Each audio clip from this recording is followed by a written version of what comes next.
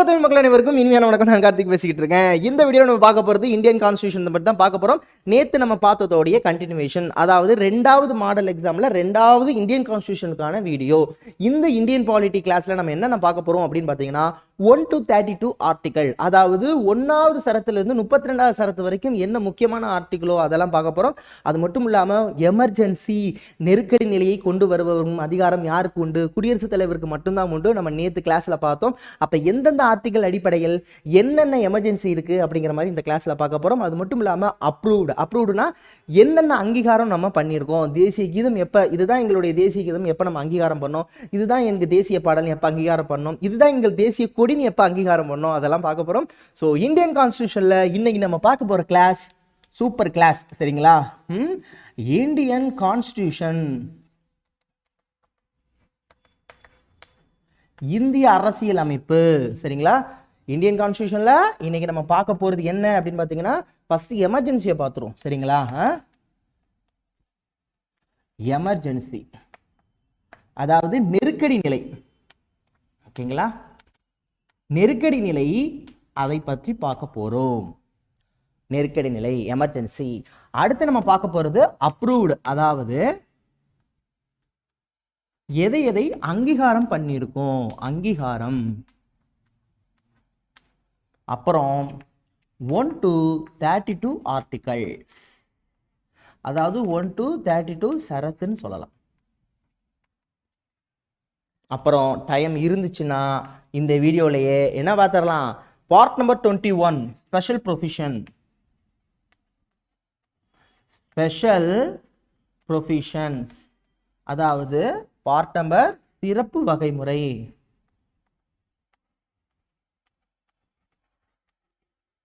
இது எல்லாம் முடிச்சிட்டோம்னா இந்த மாடல் எக்ஸாம் கம்ப்ளீட் ஆயிரும். கிளியர் தானே?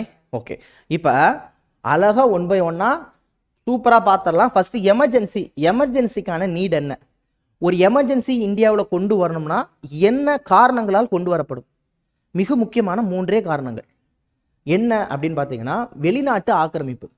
எமர்ஜென்சி அப்படின்னாலே நீங்கள் 3 விதமான எமர்ஜென்சி இருக்கு. ஒன்று national emergency. First national emergency, அதாவது தேசிய நெருக்கடி, சரிங்களா? இதை தேசிய நெருக்கடின்னு சொல்லலாம். தேசிய நெருக்கடி. இன்னொன்று மாநில நெருக்கடி, ஸ்டேட் எமர்ஜென்சி. State emergency. அடுத்து ஃபினான்ஸ் எமர்ஜென்சி. Finance emergency. இது மாநில நெருக்கடி. மாநில நெருக்கடி. இது நிதி நெருக்கடி.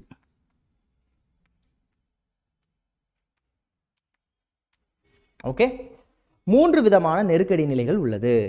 ஃபர்ஸ்ட் இந்த நேஷனல் எமர்ஜென்சியும் சரி, ஸ்டேட் எமர்ஜென்சியும் சரி, இந்த ஃபினான்ஸ் எமர்ஜென்சின்னு கருதக்கூடிய இந்த 3 எமர்ஜென்சியுமே குடியரசுத் தலைவரால் மட்டும்தான் கொண்டு வரப்பட முடியும். என்னென்ன காரணங்களால் நெருக்கடி நிலை கொண்டு வரப்படலாம்? இப்போ தேசிய நெருக்கடி கொண்டு வரணும்னா அதுக்கு காரணம் என்ன? 3 மிக முக்கியமான காரணம். தேசிய நெருக்கடி கொண்டு வருவதற்கு 3 மிக முக்கியமான காரணங்கள் உண்டு. 1 வெளிநாட்டு ஆக்கிரமிப்பு, இல்லை வெளிநாட்டு போர். பாகிஸ்தான் போர் வரப்ப நம்ம எமர்ஜென்சி கொண்டு வந்தாங்க. சீனா போர் வரப்ப நம்ம எமர்ஜென்சி கொண்டு வந்தாங்க. கார்கில் போர் வரப்ப நம்ம எமர்ஜென்சி கொண்டு வந்தாங்க. அப்போ வெளிநாட்டு ஆக்கிரமிப்பு வரும்பொழுது எமர்ஜென்சி கொண்டு வரப்படலாம். 2வது உள்நாட்டு கலவரங்கள். 2வது என்ன? உள்நாட்டு கலவரங்கள் வரும் பொழுது இதை கொண்டு வரலாம். உள்நாட்டு கலவரம்னா இங்கே ஏதாவது பிரச்சனை ஃபாலோ பண்ணும்போது கலவரங்கள் மூலமா கொண்டு வரப்படலாம். இந்த இதெல்லாம் ரீசன், புரியுதுங்களா? இங்க கட்டுப்படாத சூழ்நிலை ஏற்படும் பொழுது, அதாவது நான் அப்படியே சொன்னேன், லாண்ட் ஆர்டர் ப்ராப்ளம் வந்துடும் சார் அப்படின்னு சொல்லுவாங்க. அதாவது இங்க இருக்கக்கூடிய சட்டம் ஒழுங்கு பாதுகாப்பு இல்லாத பட்சத்தில் கொண்டு வரப்படலாம். இதெல்லாம் நேஷனல் எமர்ஜென்சி கொண்டு வரதுக்கு மிக முக்கியமான காரணங்கள். ஸ்டேட் எமர்ஜென்சி, ஒரு மாநிலத்தில் மட்டும் சட்ட ஒழுங்கு பாதுகாப்பு குறையும் பொழுது, ஒரு கலவர பூமியா மாறும் பொழுது ஆளுநர் கால் பண்ணி குடியரசுத் தலைவர் ஆளுநர் ஆட்சியை கொண்டு வரப்படலாம். ஆனால் அதுக்கப்புறம் குடியரசுத் தலைவர் ஆட்சின்னு தான் சொல்லுவாங்க. தமிழகத்தில் ஸ்டேட் எமர்ஜென்சி கொண்டு வந்திருக்காங்கன்னா வந்திருக்காங்க. தமிழகத்தில் ஸ்டேட் எமர்ஜென்சி கொண்டு வந்திருக்காங்க. அப்ப ஒரு மாநிலத்துக்கு மட்டும் கொடுக்கிறது மாநில நெருக்கடி, இந்தியாவுக்கு ஒட்டுமொத்தமா கொடுக்கிறது இந்திய நெருக்கடி நிலை. நிதி நெருக்கடி, நிதி பற்றாக்குறையின் காரணமாக, இப்ப ஸ்ரீலங்காவில் நடந்துச்சு இல்லையா, நிதி பற்றாக்குறையின் காரணமாக ஒட்டுமொத்த இந்தியாவில் நிதி சார்ந்து ஒரு நெருக்கடி நிலை கொண்டு வரப்படுமே ஆனால் அது ஃபினான்ஸ் எமர்ஜென்சி. இந்த எமர்ஜென்சி எல்லாம் என்னதான் குடியரசுத் தலைவர் கால் பண்ணாலும் அதுக்கு அப்ரூவல் பாராளுமன்றம் கொடுத்தே ஆக வேண்டும். ஒரு மாதத்துக்குள் கொடுத்தே ஆக வேண்டும் அப்ரூவல். அதை நான் உங்களுக்கு டீட்டெயிலாக சொல்கிறேன். State emergency, finance emergency, national எமர்ஜென்சிக்கு எந்தெந்த மாத கால இடைவெளிகள் கொடுக்கணுங்கிறத நான் பின்னாடி விரிவாக சொல்கிறேன். அப்போ இந்த state emergency, national emergency, state emergency, finance emergency என கருதக்கூடிய இந்த 3 வகையான ஆர்டிக்கலை பற்றி கூறும் பாகம் என்ன அப்படின்னா, பாகம் நம்பர் என்னது, பார்ட் நம்பர் 18. பார்ட் நம்பர் 18 மறந்துடக்கூடாது. பாகம் 18 நெருக்கடி நிலையை பற்றி சொல்றாங்க. சார் இதுக்கான ஆர்டிக்கல் என்ன சார் அப்படின்னா 352 இருந்து 360, மறந்துடவே கூடாது. 352 இருந்து 360 சரத்து எதை பத்தி சொல்லுது, பாகம் நம்பர் 18 நெருக்கடி நிலை எமர்ஜென்சியை பத்தி பேசுறாங்க. அப்ப இதுக்கெல்லாம் கண்டிப்பா அந்த 352 இருந்து 360க்குள்ள ஆர்டிக்கல் இருக்கும்ல, அது என்னன்னா ஸ்டேட் நேஷனல் எமர்ஜென்சி அப்படின்னா 352 ஆர்டிக்கல் 352 எதை பற்றி கூறுகிறதுனா நேஷனல் எமர்ஜென்சி. ஸோ அப்போ ஸ்டேட் எமர்ஜென்சினா 356 என கூற வேண்டும். Starting national emergency, ending finance emergency. 360 article எதை பற்றி சொல்லுது அப்படின்னா, எதை பற்றி சொல்லுது, ஃபினான்ஸ் எமர்ஜென்சியை பற்றி சொல்லுது. இதுவரைக்கும் நிதி நெருக்கடி ஒரு முறை கூட கொண்டு வரப்படவில்லை. நேஷனல் எமர்ஜென்சி 3 முறை கொண்டு வந்திருக்கிறாங்க. சரிதானே, புரியுதா? சூப்பர். இப்ப 352 தேசிய நெருக்கடி பத்தி சொல்லுது, ஃபர்ஸ்ட் பாயிண்ட் முடிஞ்சு. 356 மாநில நெருக்கடி பத்தி சொல்லுது, 356 முடிஞ்சு. 360 ஃபினான்ஸ் எமர்ஜென்சி பத்தி சொல்றாங்க. ஓகே, இதுல ஆக்சுவலா என்ன சார் நடைமுறை அப்படின்னு பாத்தீங்கன்னா, நான் ரீசன் ஆல்ரெடி சொல்லிட்டேன். உள்நாட்டு கலவரங்கள், வெளிநாட்டு போர், இதெல்லாம் மிக முக்கியமான காரணங்கள். சரிங்களா? இல்லை புரட்சி ஏதாவது ஏற்படும் பொழுது, இங்கே உள்நாட்டு கலவரம் புரட்சி ஏற்படும் பொழுது கொண்டு வரப்படலாம். இதில் நீங்கள் ஒரு விஷயம் நல்லா புரிஞ்சுக்கணும். திரும்பவும் சொல்கிறேன், குடியரசுத் தலைவர் இந்த மாதிரி சூழ்நிலையில் நெருக்கடி நிலையை கொண்டு வந்த பிறகு 2 மாத காலத்துக்குள் பாராளுமன்ற ஒப்புதல் பெற வேண்டும். பாராளுமன்ற பயமில் 1 மாதம் 2 மாதத்துக்குள் பெற வேண்டும். அது ஒவ்வொன்றுக்கும் மாறும். 2 மாதத்துக்குள் கண்டிப்பாக அதுக்கு அப்ரூவல் வாங்கணும். வாங்கினதுக்கு அப்புறம் அந்த நெருக்கடி நிலையை எக்ஸ்டெண்ட் பண்ணிக்கலாம். ஒவ்வொரு 6 மாதத்துக்கு ஒரு முறையும் திரும்ப ரெனியூல் பண்ற மாதிரி ஃபாலோ பண்ணிக்கலாம். புரியுதா நான் சொல்றது? சரி சார். இப்போ அந்த குடியரசுத் தலைவர் ஆட்சி அப்படின்னு தேசிய நெருக்கடி வந்தால் என்னென்ன மாறுபாடு நடைபெறும்? நம்பர் 1, எமர்ஜென்சி அப்படின்னாலே என்ன அர்த்தம்னா நம்மளுடைய அடிப்படை உரிமை மறுக்கப்படும். அடிப்படை உரிமை மறுக்கப்படுமா? ஆமா. நம்மளுக்கு இந்தியன் கான்ஸ்டிடியூஷன் குடியரசுத் தலைவர் ஆட்சினால என்ன அர்த்தம்னா, அடிப்படை உரிமை ஆட்டோமேட்டிக்கா தானாகவே நிறுத்தி வைக்கப்படும். அந்த சொல்லக்கூடிய ஆர்டிக்கல் ரொம்ப ரொம்ப முக்கியம். நான் இப்போ சொல்லக்கூடிய விஷயம் குரூப் 2 குரூப் 1ல இந்த 352 இருந்து 360 வரைக்கும் அவங்க சொல்றதுல என்ன சொல்றாங்கன்னா, ஆர்டிக்கல் 19 அதாவது சரத்து 388 படி ஒரு நெருக்கடி நிலை வந்தாலே, ஒரு எமர்ஜென்சி பீரியட் வந்தாலே தானாக 19 நிறுத்தி வைக்கப்படும். ஆர்டிகல் 19 எதை பத்தி சொல்லுது? உரிமைகளை பத்தி சொல்லுது. என்ன உரிமை? சுதந்திர உரிமை. எத்தனை வகையான சுதந்திர உரிமைகள் நமக்கு கொடுக்குறாங்க? ஆர்டிகல் நம்பர் 19ல 6 வகையான சுதந்திரங்கள் மறுக்கப்படுகிறது. இதை சொல்லணும்னு அவசியம் இல்லை. எமர்ஜென்சி வந்தாலே தானாக கேட்பாங்க. நெருக்கடி நிலை வரும் பொழுது தானாக நிறுத்தி வைக்கப்படும் சரத்து நம்பர் ஆர்டிகல் 19. என்னென்ன உரிமை? பேச்சுரிமை 1 காலி, ஒன்று கூடும் உரிமை 2 முடிஞ்சு, சங்கம் உருவாக்கும் உரிமை சங்கம் கிடையாது, இந்தியாவில் எங்கும் வேணாலும் செல்லும் உரிமை மறுக்கப்படும், இந்தியாவில் எங்கு வேணாலும் தங்கலாம், போகவே முடியாது, எங்க தங்குறது அதுவும் மறுக்கப்படும், இந்தியாவில் எங்கு வேணாலும் தொழில் தொடங்கலாம், அந்த உரிமையும் மறுக்கப்படும். அப்ப இந்தியன் கான்ஸ்டிடியூஷன்ல ஆர்டிகல் 19ல நமக்கு கொடுத்த உரிமைகள் 6 வகையான சுதந்திர உரிமைகள். அந்த 6 வகையான சுதந்திர உரிமைகளும் மறுக்கப்படும், நிறுத்தி வைக்கப்படும் 358 படி. அப்ப 358 ஆர்டிக்கல் படி தான் 19 நிறுத்தி வைக்கிறாங்க. சார் எல்லா உரிமையும் நிறுத்தி வச்சிடலாமா சார்? முடியாது. 2 ஆர்டிக்கலை தவிர நிறுத்தி வைக்க முடியாது அந்த 2 ஆர்டிக்கலை. அது என்ன சார்? அதுதான் ஆர்டிக்கல் நம்பர், ரொம்ப முக்கியம், 20 மற்றும் 21. இந்த உரிமை எதை பத்தி சொல்லுது அப்படின்னா பின்னாடி பார்ப்போம். ஆர்டிக்கல் 20 காரணமில்லா கைது தடை. காரணம் இல்லாமல் ஒரு தடவை கைது செய்ய முடியாது. எமர்ஜென்சி இருக்குங்கனால ராணுவம் கொண்டு வந்து இங்கே இருக்கிற மக்களை அப்படியே கொத்து கொத்தா கைது பண்ண முடியாது. காரணமில்லா கைது தடை, அந்த உரிமையை மறுக்கவே முடியாது எமர்ஜென்சி கொண்டு வந்தாலும். ஆர்டிகல் நம்பர் 21 தனி மனித சுதந்திரம். தனி மனித சுதந்திரம்னா ஒரு மனிதனுக்கு தேவையான அனைத்து வாழ்வுரிமையும் கொடுக்கப்பட வேண்டும். ஒருத்தனை அரெஸ்ட் பண்ணிட்டு அவனுக்கு தேவையான ஃபுட்டோ இல்லை அவனுக்கு தேவையான உடைகளோ இல்லை அவனுக்கு தேவையான இருப்பிடங்களோ கொடுக்காம மறுக்கப்பட முடியாது. ஒரு தனி மனிதன் வாழ்வதற்கான உரிமைகளை எப்போதுமே எமர்ஜென்சியே கொண்டு வந்தாலும் அதை நிறுத்தி வைக்க முடியாதுன்னு சொல்ற ஆர்டிக்கல் தான் 358க்கு அப்புறம் வர்ற 359. புரியுதா? அப்ப எமர்ஜென்சில அவங்க என்ன மீன் பண்றாங்க அப்படின்னா, சார் ஆர்டிகல் நம்பர் 19 மட்டும் தான் நாங்க ஸ்டாப் பண்றோம். உங்களுக்கு பேச ஒரு 144 மாதிரி வச்சுங்களேன். அப்ப நீங்க என்ன தெரிஞ்சுக்கணும்னா, ஆர்டிகல் நம்பர் 352ல இருந்து 360 எமர்ஜென்சியை பத்தி சொன்னாலும் 352 நேஷனல் எமர்ஜென்சி, தேசிய நெருக்கடி, அடுத்து 356 மாநில நெருக்கடி, அடுத்து 360 நிதி நெருக்கடி, இதுல 358 19 தானாக நிறுத்தி வைக்கப்படும். தானாக ஆர்டிகல் நம்பர் 19 கால் பண்ணணும் அவசியம் கிடையாது. 359 ஆர்டிகல் நம்பர் 20 மற்றும் 21 தடை செய்ய முடியாது. மற்றும் பிற உரிமைகளை குடியரசுத் தலைவர் நினைத்தால் நிறுத்தி வைக்கலாம். இந்த ஸ்டேட்மெண்ட் தான் 359ல சொல்லுது. அப்ப ஆர்டிகல் நம்பர் 19 தவிர பிற உரிமைகளை மறுக்கணும்னு குடியரசுத் தலைவர் நினைச்சாருன்னா மறுக்கலாம். எதை தவிர? ஆர்டிகல் நம்பர் 20 மற்றும் 21 தவிர. காரணமில்லா கைது தடை மற்றும் தனிமனித சுதந்திர உரிமை, இந்த 2 உரிமைகளை தவிர மற்ற உரிமைகளை குடியரசுத் தலைவர் நினைத்தால் நிறுத்தி வைக்கலாம். இந்த 5 ஆர்டிகல் மட்டும்தான் எமர்ஜென்சில முக்கியமான ஆர்டிகல். முடிஞ்சு போச்சு, எமர்ஜென்சி ஓவர். மற்றபடி எமர்ஜென்சி காலம் என்ன, எமர்ஜென்சி எத்தனை மாதத்துக்கு ஒரு முறை அப்ரூவல் கொடுக்கணும், எவ்வளவு மேக்சிமம் லிமிட், அதெல்லாம் நம்ம பின்னாடி பார்க்கலாம்.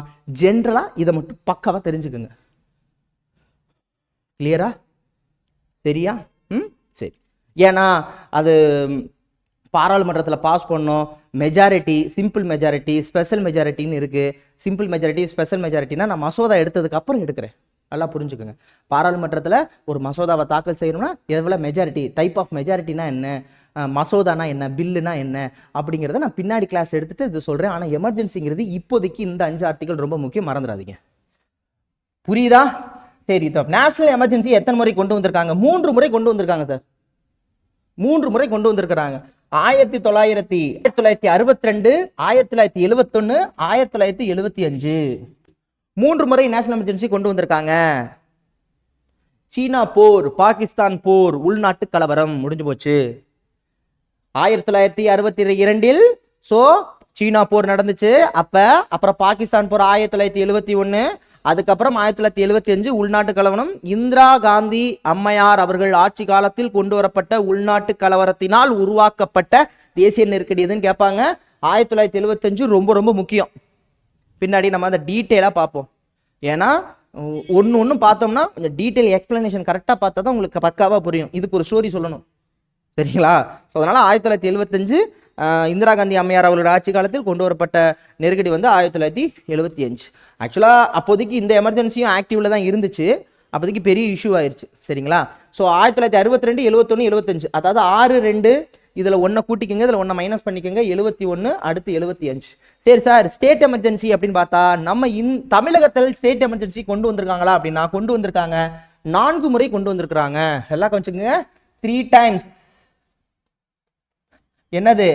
National emergency, state emergency 4 times. எங்க? தமிழ்நாட்டில் ஸ்டேட் எமர்ஜென்சி. முதலில் கொண்டு வரப்பட்ட ஸ்டேட் எமர்ஜென்சி எந்த மாநிலம்? பஞ்சாப். 1951 பஞ்சாப்ல கொண்டு வரப்பட்டது. இது வரைக்கும் அதிகமாக எமர்ஜென்சி கொண்டு வந்த ஸ்டேட்டும் நம்ம எதை தான் சொல்றாங்க, பஞ்சாப் தான் சொல்றாங்க. இப்ப நம்ம தமிழகத்தில் எத்தனை முறை கொண்டு வந்திருக்காங்கன்னா 4 முறை. எப்ப அப்படின்னு பாத்தீங்கன்னா நல்லா கொஞ்சங்க. ஃபர்ஸ்ட் 1976 எஸ் 1976 கருணாநிதி அவர்கள் ஆட்சி காலத்தில் முதல் முறையாக ஸ்டேட் எமர்ஜென்சி கொண்டு வந்தாங்க. ரீசன் என்னங்கிறத பின்னாடி பார்ப்போம், இப்போதைக்கு இது மட்டும் தெரிஞ்சுங்க. அதுக்கப்புறம் எம்ஜிஆர் அவர்கள் ஆட்சி காலத்தில் 1980, அப்புறம் எம்ஜிஆர் அவர்கள் இறந்த பிறகு 1988, அதுக்கப்புறம் ராஜீவ்காந்தி அவர்கள் இறந்தார் இல்லையா பெருங்குளத்தூர்ல 1991. மறக்கவே கூடாது இதெல்லாம். அப்ப 4 முறை கொண்டு வந்திருக்காங்க. கருணாநிதி அவர்கள் ஆட்சி காலத்தில் 2 முறை. இங்கேயும் டிஎம்கே தான் இருந்துச்சு, இங்க லாஸ்ட்லயும் டிஎம்கே தான் இருந்துச்சு. இங்கே எம்ஜிஆர் அவர்கள் இருந்தாங்க, இங்க எம்ஜிஆர் அவர்கள் இறந்ததுக்கு அப்புறம் கொண்டு வந்தாங்க. சரிங்களா? கிளியரா புரியுதா? இது உங்களுக்கு தமிழக அரசியல் வரலாறு எடுக்கும்போது உங்களுக்கு கிளியரா புரியும். அப்போதைக்கு ஆர்டர் கரெக்டாக புரியும். இப்போதைக்கு வருஷம் மட்டும் தெரிஞ்சுக்கோங்க. ஓகே, இப்போ எமர்ஜென்சியோட கான்செப்ட் ஓவர். ஓகேவா? அடுத்து நம்ம பார்க்க போறது என்ன அப்படின்னா அங்கீகாரம். அங்கீகாரம் பார்த்துட்டு முடிஞ்சிச்சுன்னா அடுத்தது இது எடுத்து முடிச்சுக்கலாம், இல்லைன்னா அடுத்த வீடியோவில் பார்க்கலாம். சரிங்களா? அங்கீகாரம்னா அப்ரூவ்டு எங்கெங்க இருக்கு அப்படின்னா, அப்ரூவ்டு நீங்க 4 விஷயம் மட்டும் தெரிஞ்சுக்கிட்டா போதும். மறைஞ்சிருச்சா? அப்ரூவ்டு. சரி, ஃபர்ஸ்ட் நம்மளுடைய நேஷனல் பிளாக்.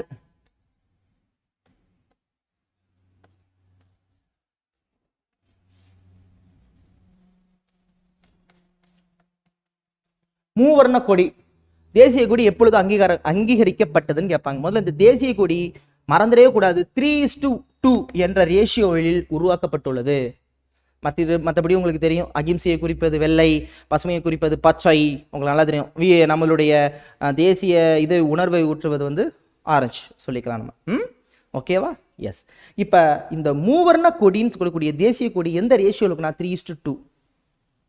ஆந்திராவை சேர்ந்த பிங்காலி வெங்கையா அவர்களால் உருவாக்கப்பட்டது அந்த தேசிய கொடி. ஆந்திராவை சேர்ந்த பிங்காலி வெங்கையா, இது ரொம்ப முக்கியம். பிங்காலி வெங்கையா. இந்த தேசிய கொடி எங்க உருவாக்கப்பட்டதுன்னா வேலூர் மாவட்டத்தில் இருக்க குடியாத்தம். வேலூர் மாவட்டத்தில் குடியாத்தம் என்ற இடத்தில் நெய்யப்பட்டது முதல் தேசிய கொடி. எங்க முதலாக ஏற்றப்பட்டதுன்னா சுதந்திர தினத்தன்று செங்கோட்டில் ஏற்றப்பட்டது. ஏற்றியவர் ஜவஹர்லால் நேரு அவர்கள். 1947 ஆகஸ்ட் 15 நேத்தானே? எஸ். ஸோ ஆகஸ்ட் 15 1947 மூவர்ண கொடி செங்கோட்டையில் ஏற்றப்பட்டது. முடிஞ்சு போச்சு. சரி, இப்போ அந்த கொடி எங்க இருக்குன்னா புனித சார்ஜ் கோட்டையில இருக்கு. புனித சார்ஜ் கோட்டை, சென்னையில் இருக்கக்கூடிய புனித சார்ஜ் கோட்டை அருங்காட்சியில் இது உள்ளது. இது மட்டும் தெரிஞ்சுக்கிட்டா போதும். அப்ப இது எப்போது அங்கீகரிக்கப்பட்டது? இதுதான் எங்க தேசிய கொடின்னு எப்ப நம்ம அப்ரூவல் கொடுத்தோம்? வரதாப்பா டீச்சர் அப்படின்னு நம்ம ஒரு அப்ரூவல் கொடுப்போம்ல, இவர் தான்ப்பா அப்படின்னு நம்ம அப்ரூவல். அப்ப இதுதான் நம்ம தேசிய கொடின்னு எப்ப வந்து நம்மளுக்கு அப்ரூவல் கொடுத்தாங்க, அங்கீகாரம் கொடுத்தாங்க அப்படின்னா கண்டிப்பா ஆகஸ்ட் 15னா அதுக்கு முன்னாடி அங்கீகாரம் கொடுத்துருப்பாங்க இல்லையா? ஜூலை 22, மறந்துடாதீங்க. July 22 1947. June, July, August. July 22 1947 தேசிய கொடி அங்கீகரிக்கப்பட்டது. அடுத்து நம்ம பார்க்க போறது என்னன்னா தேசிய கீதம் மற்றும் தேசிய பாடல். தேசிய பாடல் இதை நேஷனல் ஆந்தம்னு சொல்லுவோம், இது நேஷனல் சாங்னு சொல்லுவோம். அப்படித்தானே? இது நேஷனல் ஆந்தம், இது நேஷனல் சாங். தேசிய கீதம் உங்களுக்கு நல்லாவே தெரியும். ரவீந்திரநாத் தாகூர் அவர்கள், ரவீந்திரநாத் தாகூர் அவர்கள் வங்காள மொழியில் உருவாக்கினார். வங்காளம். தேசிய கீதம் பக்கிம் சந்திர சட்டர்ஜி. இது சமஸ்கிருத மொழியில் உருவாக்கப்பட்ட, அதாவது இதோட ஆரிஜின் சமஸ்கிருதம், சான்ஸ்கிரிட். இந்த 2 மொழிகளுமே நம்மளுக்கு அங்கீகாரம் செய்யப்பட்டது குடியரசு தின விழா இருக்கு இல்லையா, அதுக்கு 2 நாளைக்கு முன்னாடி, அதாவது 1950 ஜனவரி 24 அன்று அப்ரூவல் கொடுத்திருக்காங்க தேசிய கீதத்துக்கும் தேசிய பாடலுக்கும். இப்ப இது வங்காள மொழின்னு பார்த்தாச்சு, கொடுத்தாச்சு. இதுல என்ன ஸ்பெஷல் அப்படின்னா இது ஆனந்த மடம் என்ற நூலிலிருந்து எடுக்கப்பட்டது. ஆனந்த மடம் எந்த வருடம்னா 1882. 1882 உருவாக்கப்பட்ட ஆனந்த மடம் என்ற நூலிலிருந்து தழுவப்பட்டது. இப்பதான் ஒரு ட்விஸ்ட் இருக்கு. ஓகே, இதெல்லாம் பாடினாங்க, ஐ மீன் இதெல்லாம் நம்ம அப்ரூவல் கொடுத்துட்டோம். எப்ப பாடுனாங்க ஃபர்ஸ்ட் பாடாமையே அது அப்ரூவல் கொடுத்துருப்பாங்க? எந்த இடத்தில் பாடப்பட்டது? இரண்டும் கொல்கத்தா மாநாட்டில் பாடப்பட்டது. இரண்டும் கொல்கத்தா மாநாடு, இரண்டும் கொல்கத்தா மாநாட்டில் பாடப்பட்டது. இந்திய தேசிய காங்கிரஸ் மாநாட்டில் பாடப்பட்டது. ஐஎன்சி கூட்டம்னு சொல்லுவாங்க, பின்னாடி நான் கிளாஸ் எடுக்கிறேன். இந்திய தேசிய காங்கிரஸ் கூட்டத்தில் பாடப்பட்டது. ரெண்டுமே கொல்கத்தா மாநாட்டில் பாடப்பட்டது. ஆனா வருஷம் வேற. இது 1876. 1876. 1976 தான் ஃபர்ஸ்ட் ஸ்டேட் எமர்ஜென்சி கொண்டு வந்தாங்க. கொஞ்ச நேரத்துக்கு முன்னாடி சொன்னேன். 1976 முதல் முறையாக தமிழகத்திற்கு ஸ்டேட் எமர்ஜென்சி கொண்டு வராங்க. 100 வருஷத்துக்கு முன்னாடி 1876 தான் தேசிய பாடல் பாடப்பட்டது. இந்த பாடலை பாடியவர் யாருன்னு கேட்டா மறந்துடக்கூடாது. யாரு? ரவீந்திரநாத் தாகூர். இயற்றியது இவரா இருந்தாலும் 1876 கொல்கத்தா மாநாட்டில் பாடினது யாருன்னா ரவீந்திரநாத் தாகூர். பாடல் ரொம்ப அருமையா இருக்கு. இதே போல நம்மளும் ஒரு நமது தேசிய உணர்வை ஊட்டணுங்கிறதுக்காக பிறகு எழுதினது தான் இந்த தேசிய கீதம். ஞாபகம் வச்சுக்கோங்க. அப்ப தேசிய பாடலை பாடியது யார்? முதல் கூட்டத்தில் பாடியது யார்? முதலாக பாடப்பட்ட வருடம் என்ன? 1876 கொல்கத்தா மாநாட்டில் பாடப்பட்டது. பாடியவர் ரவீந்திரநாத் தாகூர் அவர்கள். பாடினதுக்கு பிறகு இங்க ஒரு ஆந்தம் ஒன்று கிரியேட் பண்றாரு. அதுதான் கொல்கத்தா மாநாட்டில் 1911 பாடப்பட்டது. 1911 இது யார் பாடினாங்கன்னா சொல்லல. 1911 ரவீந்திரநாத் தாகூர் அவர்கள் தேசிய கீதத்தை பாடுகிறார். எங்க அப்படின்னு கேட்டீங்கன்னா, இயற்றி கொடுக்கிறார். எங்க அப்படின்னு கேட்டீங்கன்னா கொல்கத்தா மாநாட்டில். இவ்வளவுதான். ஸோ இது இரண்டும் அங்கீகரிக்கப்பட்டது 1950 ஜனவரி 24. குடியரசு தின விழா அன்னைக்கே ஒன்று அப்ரூவல் கொடுக்குறாங்க. தேசிய சின்னம் என அழைக்கக்கூடிய நான்முக சின்னம் அசோகர் கல்வெட்டிலிருந்து எடுக்கப்பட்டதுல. ஸோ நான்முக சின்னம், நான்முக சிங்கம், சரிதானே? அது எப்போ அப்ரூவல் கொடுத்தாங்கன்னா ஜனவரி 26, 1950. கூட்டம் நடந்துகிட்டு இருக்கும்போது சத்தியமே ஜெயத அப்படின்னு இருக்கும் இல்லையா, அதை வாய்மையை வெல்லும் என்று மாத்தியவர் யார் அப்படின்னா, ஒவ்வொரு லோகோ மொத்தம் 4 சிங்கங்கள் இருக்கும். இங்கே ஒன்று சிங்கம் சிங்கம் சிங்கம், 4 பக்கத்து சிங்கம் இருக்குல்ல. சிங்கம் படம் எத்தனை தடவை பார்த்துருக்கீங்க? டைட்டில் கார்டு போய் பாருங்க. சிங்கம்லாம் ஓடும், கொச்ச கொச்ச கொச்ச 4 சிங்கம் ஓடும், பட்டாக்குன்னு எல்லாம் ஒன்று சேரும். அப்படியே சிங்கம்னு ஒரு டைட்டில் கார்டு வரும்ல, அந்த 4 சிங்கம். சரி, இதில் என்னென்ன விலங்குகள் இதில் இடம்பெற்றிருக்கு அப்படின்னா, சிங்கத்துக்கு கீழே இருக்கும், அதுக்கு கீழே அந்த சின்னத்துக்கு கீழே விலங்குகள் இருக்கும். அதாவது இந்த 4 சிங்கத்துக்கு கீழே என்னென்ன விலங்குகள் இருக்கும்? கண்டிப்பாக காளை, யானை, குதிரை மற்றும் சிங்கம். சரிங்களா? மறந்துடவே கூடாது. குதிரை இடம்பெற்றிருக்கும், யானை இடம்பெற்றிருக்கும், அப்புறம் காளை இடம்பெற்றிருக்கும், சிங்கம் இடம்பெற்றிருக்கும். 4 விலங்குகள் இதில் இடம்பெற்றிருக்கும். ஓகே, ரொம்ப முக்கியம். இவ்வளோ தாங்க அப்ரூவலில் ரொம்ப முக்கியமாக கேட்குறது. சரிங்களா? இதை மீறி அப்ரூவலில் கேட்கறதுக்கு வாய்ப்பு இல்லை. முடிச்சிட்டோமா? சந்தோஷமாக முடிச்சிட்டோம். அடுத்து நம்ம பார்க்க போறது என்ன அப்படின்னு பார்த்தீங்கன்னா, part number 21 special provision of particular states. 12 ஸ்டேட்னு சொல்றாங்க. ஸோ பார்ட் நம்பர் 21 பாகம் 21 ஸ்பெஷல் ப்ரொவிஷன்ஸ் சிறப்பு வகைமுறை. சிறப்பு வகைமுறை. இது ஆர்டிகல் நம்பர் 21. ஆர்டிகல் நம்பர் 20 நான் கிளாஸ் எடுக்கும் போதே சொன்னேன். பார்ட் நம்பர் 20ங்கிறது என்னது? அமெண்ட்மெண்ட், சட்ட திருத்தம். அமெண்ட்மெண்ட், சட்ட திருத்தத்துல ஒரே ஒரு ஆர்டிகல் தான், 368. மறந்துடவே கூடாது. 368க்கு அப்புறம் தான் இது வருது. அப்ப 369. 369 இருந்து எது வரைக்கும் சொல்லிடுறேன். லாஸ்ட் பார்ட் என்ன தெரியுங்களா? பாகம் நம்பர் கடைசி என்ன? தலைப்பு மற்றும் அமலாக்கம். சொன்னேன்னா பார்ட் நம்பர் 22 லாஸ்ட் ஒன். தலைப்பு மற்றும் அமலாக்கம். தலைப்பு, ஹெட்லைன்ஸ், தலைப்பு மற்றும் அமலாக்கம். இதோட ஸ்டார்டிங் என்னன்னு கேட்டீங்கன்னா 300, ரொம்ப ரொம்ப முக்கியம், 393 இருந்து லாஸ்ட் 395 தெரியும். உங்களுக்கு தெரியும் அரசியலமைப்பு உருவாக்கப்படும் பொழுது மொத்தம் எத்தனை சரத்துகள்? 395 இருந்துச்சு. அதான் 395. இதுல இருந்து என்ன சொல்ல வரேன்னா, இது 368னா இது என்ன வரும் 369 இருந்து 392 வரைக்கும் சிறப்பு வகைமுறை. அப்ப 369 இருந்து 92 வரைக்கும் படிக்கணுமா? தேவையில்ல, முக்கியமான சரத்தை மட்டும் சொல்றேன். இப்ப ஏன் சார் இதை நான் எடுத்தேன் அப்படின்னா, இந்த பார்ட்டை நீங்க மறக்க கூடாது. இதுல இருக்கக்கூடிய முக்கியமான சரத்து இப்ப நான் சொல்லிடுறேன். எப்படியே 18 part number 18, part number 19, part number 20, part number 21, part number 22. இது சட்ட திருத்தம் 368, கடைசி 393 இருந்து 395. அப்ப சிறப்பு வகைமுறை அந்தஸ்து என்ன வரும்? 369 இருந்து 392 வரும். அவ்வளவுதான், முடிஞ்சு போச்சு. இதை பத்தி நம்ம அப்புறம் பார்த்துக்குவோம், விட்டுருங்க.